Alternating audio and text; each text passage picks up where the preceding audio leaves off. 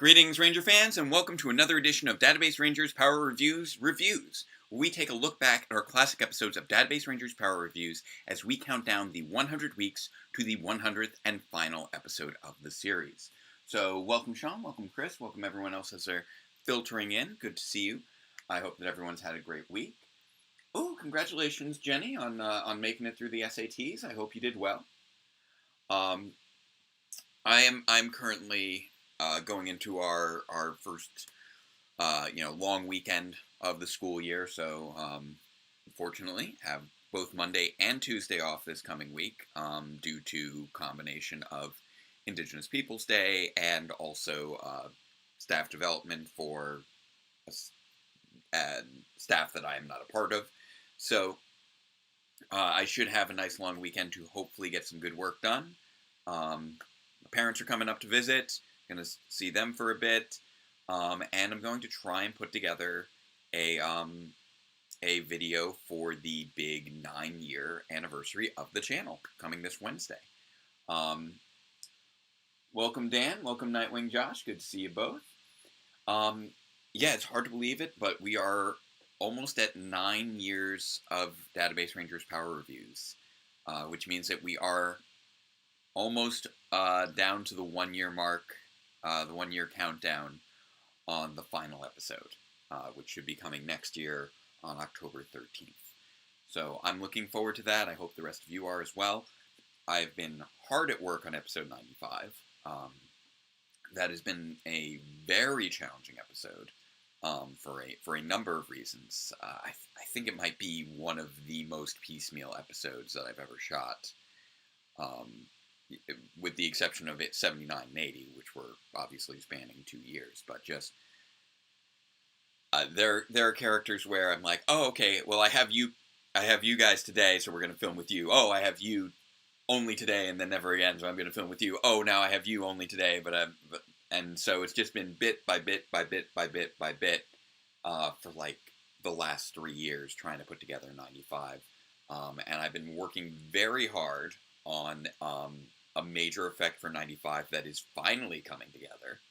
So hopefully in this next week I should be able to get the last few pickup shots that I need, and I should be able to test the new effect and get started on actually like editing some of the regular portions of it, and I should have a little bit of a better understanding of whether I'm going to be able to hit that deadline of the end of October. So keep your eyes open for the end of next week.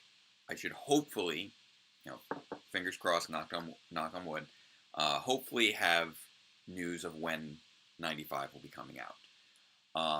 But it is coming along. Good to see you, Lex. Good to see you, Scott. Oh, Danger Force just featured a trans character. That is cool.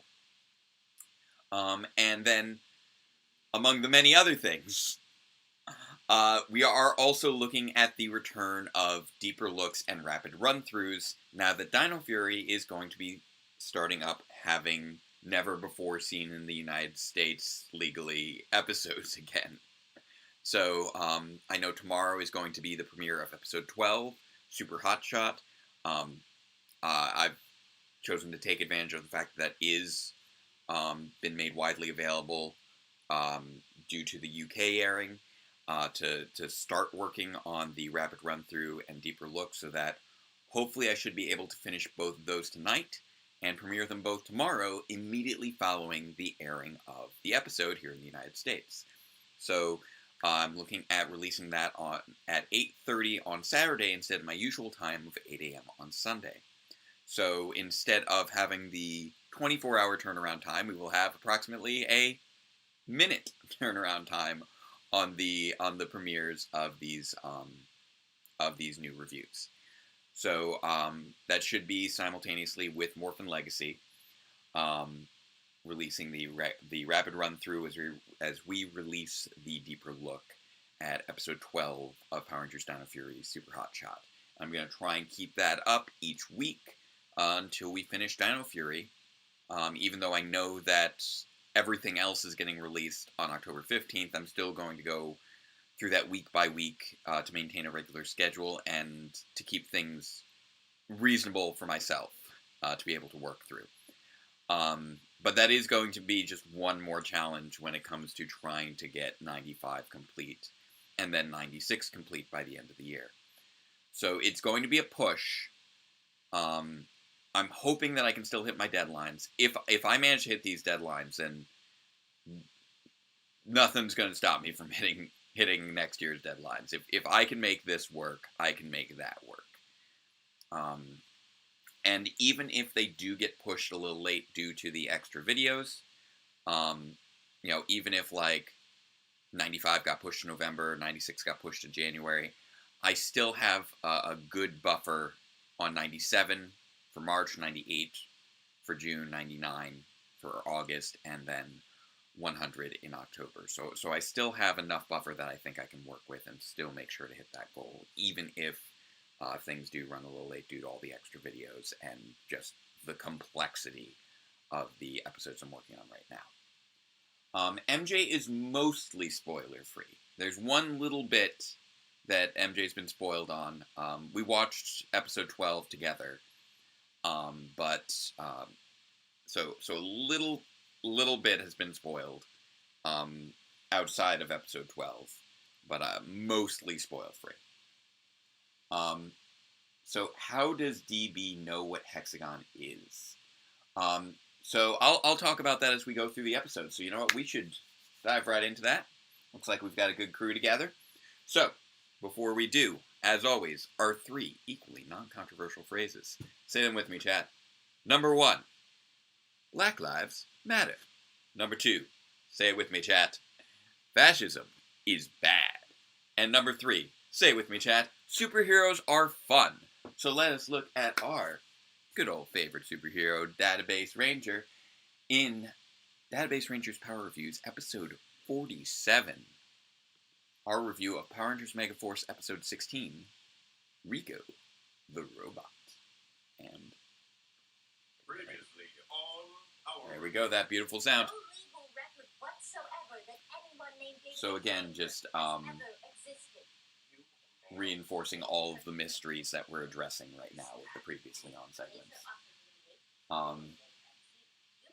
Oh yes, I almost forgot, Scott, thank you for reminding me. Yes, we're looking at the end of Ranger Liz's very popular Ranger Week in Review, her weekly review show, with its 200th/201st episode. So I'm hoping to be able to check that out live.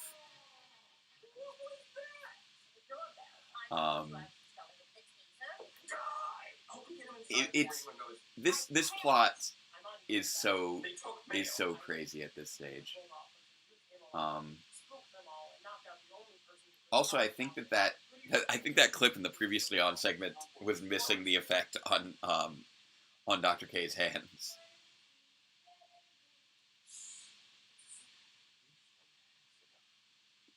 Now, with regards to how DB knows about Hexagon. Now, he doesn't know how he knows. He knows the trigger phrase, and he recognizes it, but he doesn't remember why. And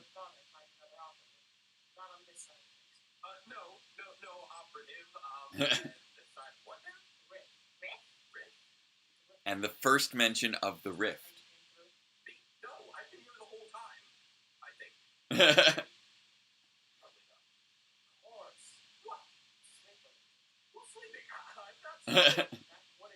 This is I love just how Database is like so thrown for a loop by all his Hexagon stuff.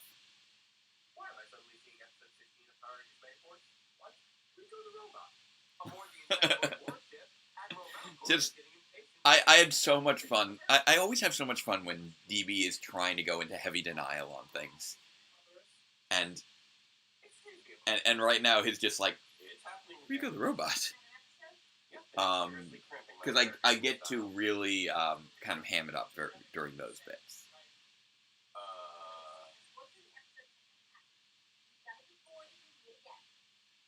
And this is the first time that he's trying to review an episode while doing something else. So again, we're just further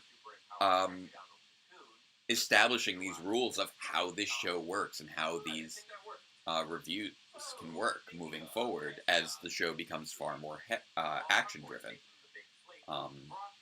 While this might be, an attempt for him to work around things in this particular episode, it becomes basically the norm for a good chunk of episodes in year 2 and year 3. And now the origins of Hexagon. Now, as far as why DB knows about it, he doesn't know about Guy's version of it.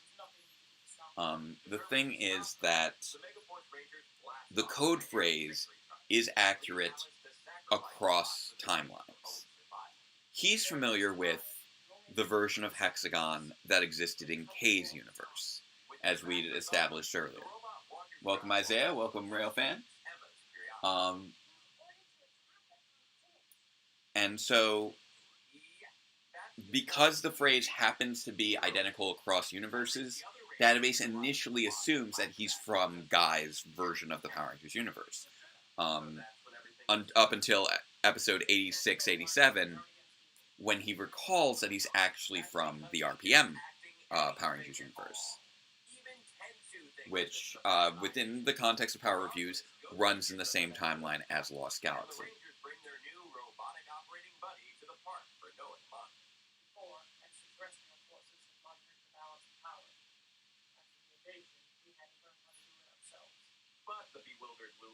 Yep. I need to check out your stuff, Isaiah. Thank you for the reminder.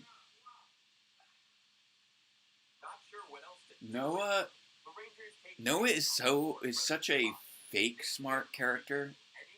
Like, he keeps having all the trappings of being smart without actually doing smart things, and it's so strange. Like, in so many regards, the Megaforce Rangers just don't act like people. Oh, congratulations on 100 subscribers. Congratulations, Isaiah.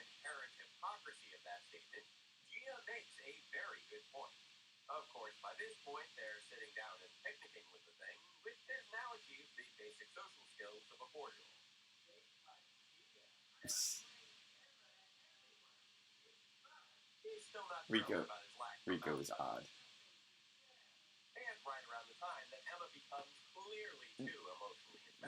Rico's a bit of an odd case. Like, he's just kind of along for the ride on all of this.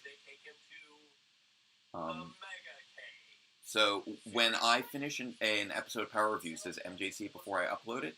Usually not, actually. I will show them bits and pieces as I'm working on them. But usually, I'm in such a rush to get it out that pretty much as soon as it's done, I will just immediately hit the export, and I can't show it while it's exporting, and then do the upload. And then MJ will just see it with everybody else. Sometimes not even the same day, depending upon what time it is.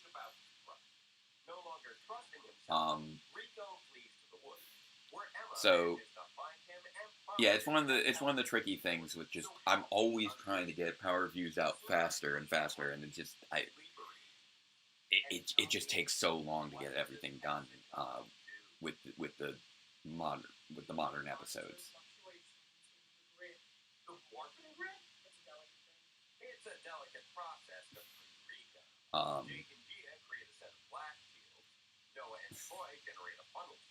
But yeah, this one was definitely one where I had to kind of stretch it a little bit to make it work with the premise of the episode I was dealing with. But I do at least eventually find the parallels that I'm looking for. This was one of the challenges of trying to do the show week by week.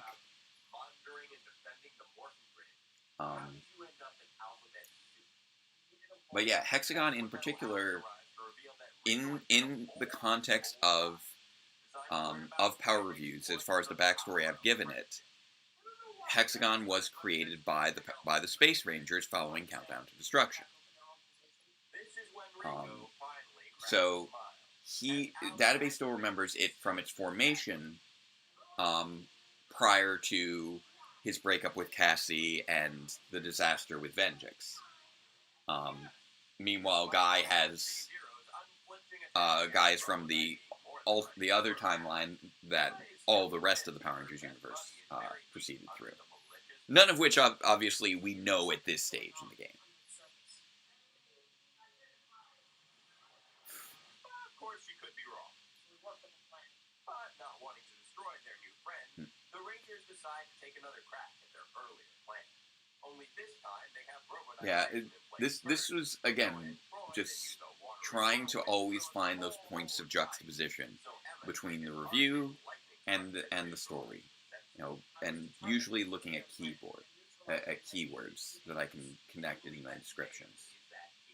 Yes. And what is their plan? Her plan ruined. Metal Alice summons the Zombie. All I can tell you is that and initiates his backup energy level. But when it's time to and this is sort of our earliest bits of foreshadowing on Project Gateway at the end of year 2. Metal Alice tries to activate his self-destruct sequence, but Rico has managed to lock her out of that as well. The rift. I forgot that this was the point at which I introduced the rift into the continuity. It's obviously now become such a major part of the series that, with the whole cast traveling through it. Yeah, the name definitely rings a bell. What about it? She was their only asset to ever successfully escape. Emma and Rico successfully escaped into the stratosphere, where the giant robot leaps to his freedom. And which apparently means this is interesting because they're not discussing the same K. Yes.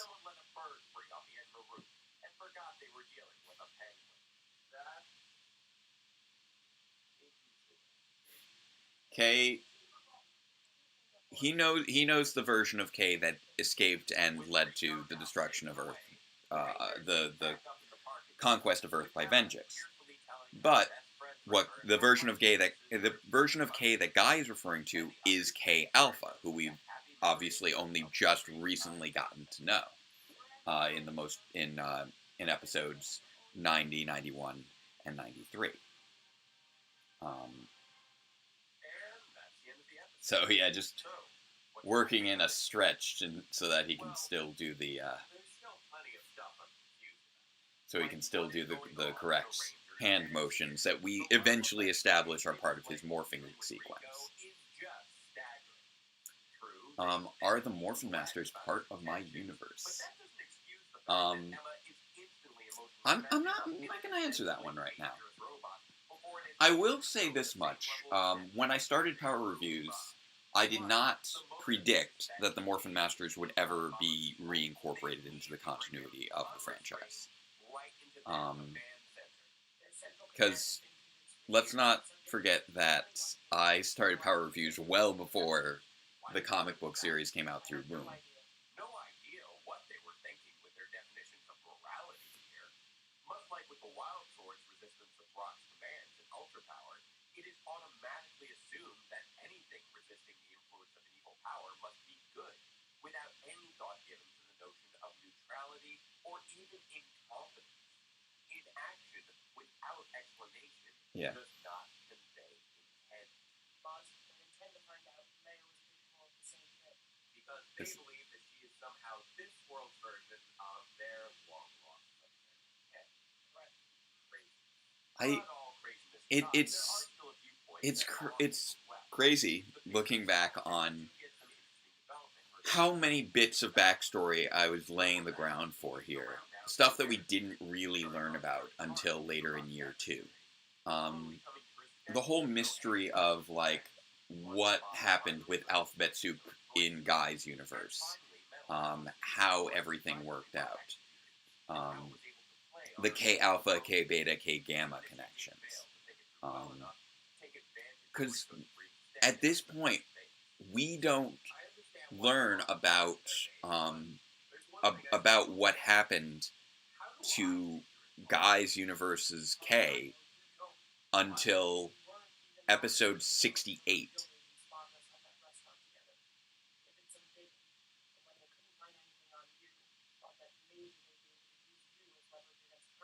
Wait, are you saying that even Alphabet Soup knew that you liked me before I did? Really are bad at being Why did you come to me? I do like that. You're the only one I trust to help me on this. Proven that you're willing to do whatever it takes to keep my own safe, including going toe-to-toe with Soup. We may not be friends. You're the closest thing I have right now. And there's the connection on this episode. Learning trust, learning friendship.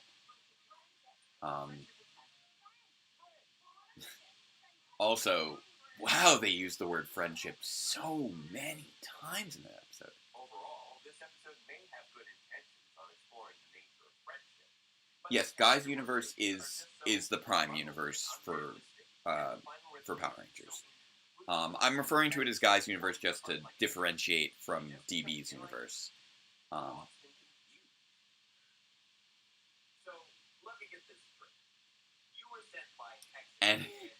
this speech has been used in so many previously on segments ever since.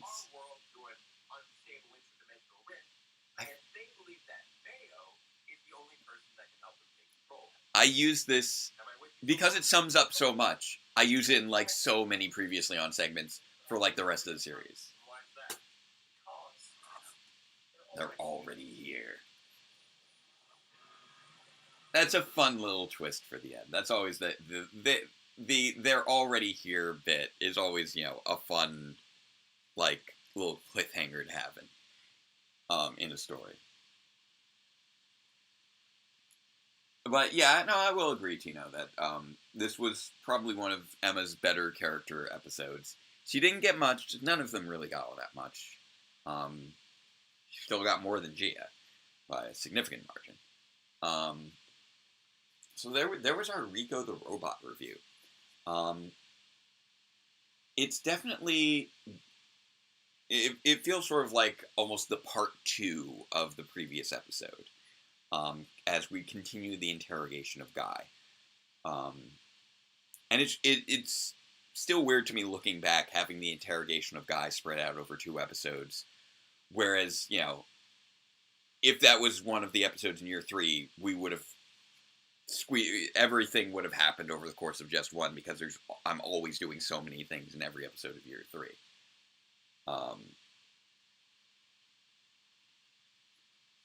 So did Rico ascend to be wielded by Morphin Masters? I don't know. Everything with regards to Rico was rather odd, but it is still rather good-hearted. It's really more so just the way that the Rangers behave with him is just very odd. A lot of times their behavior is just very odd, and I recognize it to an extent. That's because in Ghost Sager they were angels who were new to Earth, but here they're supposed to be high school teenagers, and they just don't act like regular people. It's good to hear that Danger Force has been good. I haven't seen Danger Force or Henry Danger, or anything in that continuity. But yeah, the Morphin Masters have just become so much more prominent lately. I, as I said, haven't seen the end of Dino Fury yet, so I have no idea if they'll be incorporated into the last 10 episodes of the season. I presume that they probably will, because of the foreshadowing being so heavy in episodes 1 and 8, but I have no idea. I also am behind on the comics.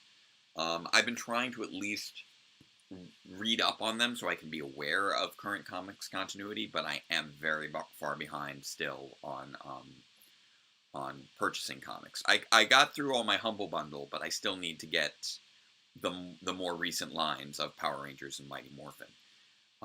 So I think I need like 10 episodes of something like 10 issues of each right now.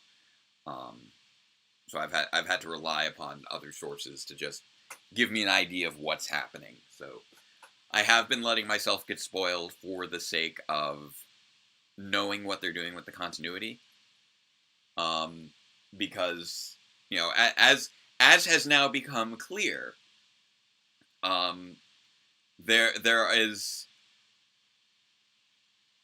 It's not just there are several characters in my series that have appeared in Power Rangers media recently, and I keep wanting to double check and make sure they're not doing anything with them that would change how I'm portraying them in my show. So obviously the big reveal at the end of '94 was very major, and I've been seeing that character being referenced in the comics, and I keep, like, tensing up and hoping, please don't do anything that breaks my continuity and makes me feel like I need to change things. We already had Edge of Darkness with the Phantom Ranger, and I have figured out a way to tweak things to better reflect what was presented there. But I will say that my understanding of that my interpretation of the Phantom's character was not one that would have included that sort of backstory. I never foresaw the Phantom Ranger being older than Rita Repulsa. Like, that was an element of the comics that I did not see coming. And I definitely didn't see the end of that comics issue coming. That was just total coincidence. So it is very strange seeing how continuities intersect. Strange minds think alike. We've all seen Beast Morphers and just how many parallels there are with Grid Defense, and I know that many of them were total coincidence, because if not all of them, and it came down to just us being on similar wavelengths, I think. And but it was really funny how there were even things that, like, I had in mind if I'd done Grid Defense as a series that Beast Morphers still did, which I think is very funny. So yeah, this episode, I like what I was going for with it, but it does start to fall into one of the struggles that I have with the later episodes of Power Reviews is, as it becomes more story heavy, I'm not able to have so many fun interactions with the material being reviewed. I still have little bits here, as Database is trying to hide that he's reviewing an episode in the middle of a conversation. But it does feel like the review is almost an interruption mid-story as we're going through. And that's something that's always a challenge, to try and make sure that the reviews mesh with the story. They're integrated well. That it is both story and analysis, and that we couldn't have the story without the analysis, and that the analysis is enhanced by the story. And that's always a challenge. It's one of the trickiest things about writing Power Reviews, especially once it moved past the framing device of sitting on the couch actively reviewing. We get occasional returns to that. I think episode 94 and episode 92 were both good examples of jumping back into reviews that played well with things, with 92 being the return of the couch for the first time in quite a while, and episode 94 having the sort of the convention and the universe hopping elements to play it up in that sort of stream of consciousness way that we were able to do with Tricks or Treat back in episode 44. So, do I write my scripts on the computer? Paper? I write all my scripts on computer, on my laptop, whichever laptop I happen to have. So I've been, dating back to my old little black MacBook that I had years ago. So I've been I've started using Google Docs more regularly as I've had to switch computers up so many times, just so I can have access without having to trade things around and back and forth. So, like, for instance, my Dino Fury reviews have been Google Docs, but, like, most of my Power reviews are still in Microsoft Word. I don't use, like, really formalized scripting methods for the Power Reviews episodes. It's really more of a play script style format, like you would see in a script for a play, rather than a television scripting style format, which I would need to do, like, in Final Draft, and structured very differently, and would lead to much longer page counts, and I think just formatting wise just wouldn't flow as well with the way that Power Reviews is, with it being so heavily exposition based in terms of how the dialogue goes. So, hey,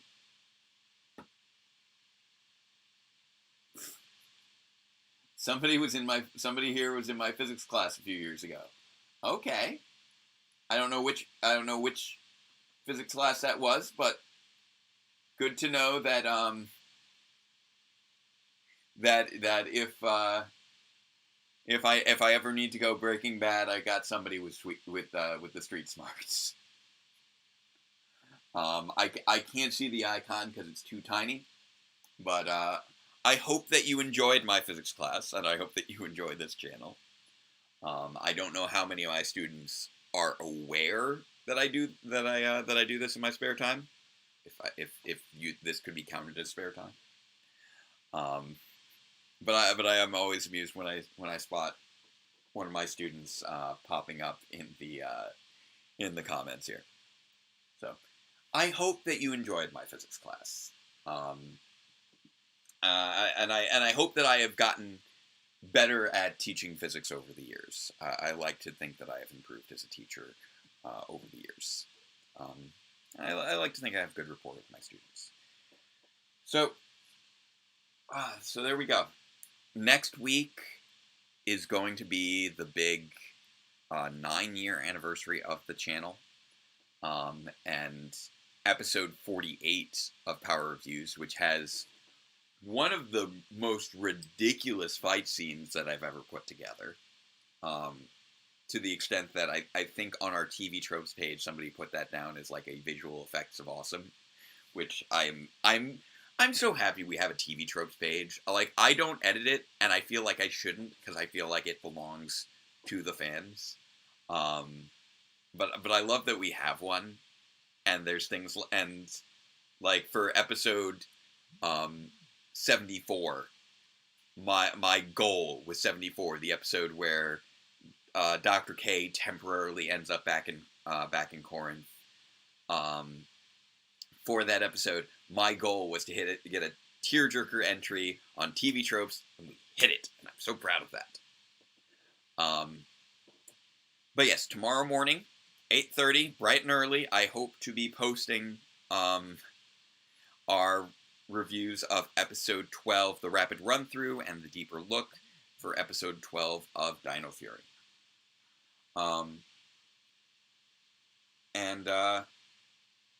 And there we go. I think that's about it to wrap up this week. And I will be posting about the Wednesday anniversary video. I will say that it is going to be something very different. I haven't finished the script. I have done a little bit of filming, but I am deliberately going for something very different. So just like, with the 5-year anniversary, I did the first writer log. 6-year anniversary, I did the first conversations in context. 7-year was the conversations in context regarding the signifiers for fascism, to keep an eye, to understand what to watch out for there. And then last year with our big charity live stream. So this is going to be a little bit of a different video, but I'm hoping that it will give you some insight into what it has been like for me being a YouTuber existing for these last 9 years. And yes, I will make sure to back up the script this time. So this time I've actually been writing in Google Docs so that Word doesn't crash and destroy my life like it did for the conversation context I was going to do back in May. Which I do still hope to go back and do, but probably won't be able to do until January, maybe. And if I do, I think January would actually probably be a really good time to release it. There's going to be so much stuff going on next year trying to finish this series. But the 10-year mark is coming up sooner and sooner. We're hitting the 9-year mark after all this time. So thank you again to everyone who's followed me this far, even if you're new to the channel. And I look forward to seeing you all next week. So before we leave, let's not forget another 3 equally non-controversial phrases. So, number 1, say with me, chat. Love is love. Number 2, say with me, chat. Trans rights are human rights. And number 3, say with me, chat. Robots are cool. Including Rico. Rico was a good robot in the end. So, thank you all very much again. I look forward to seeing you all after the 9-year anniversary video. Make sure to join me for the premiere of the new Dino Fury videos tomorrow morning. And until next time, farewell, Ranger fans, and let the power protect you.